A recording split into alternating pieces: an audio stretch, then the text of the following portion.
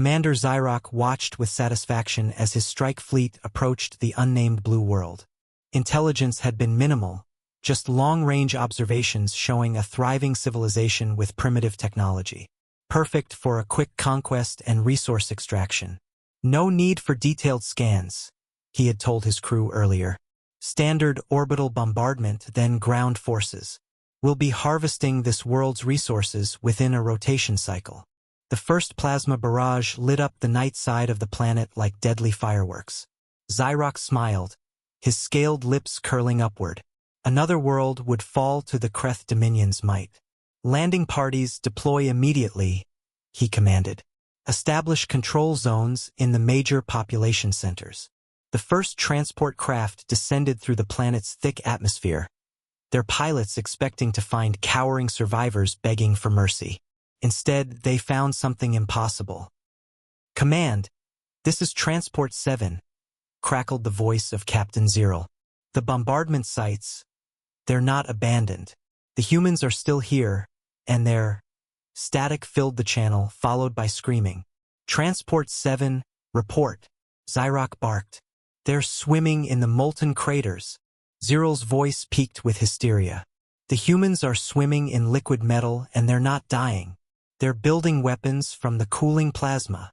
More reports flooded in from the other landing sites, each more impossible than the last. Transport crews described humans breathing toxic gases that should have dissolved their lungs instantly.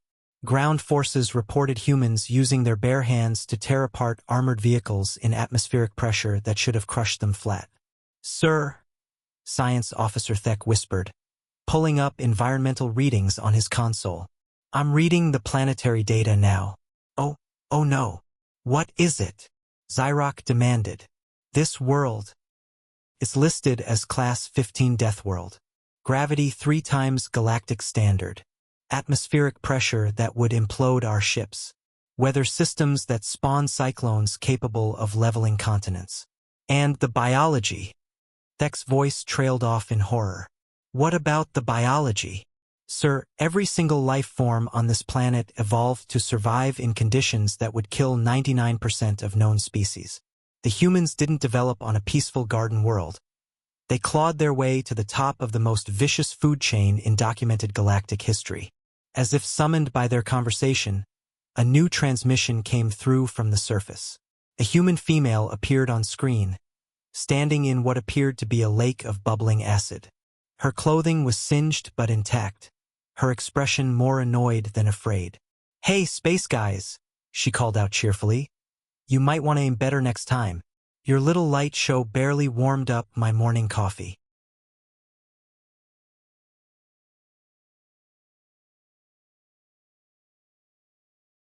Behind her, other humans were visible doing impossible things.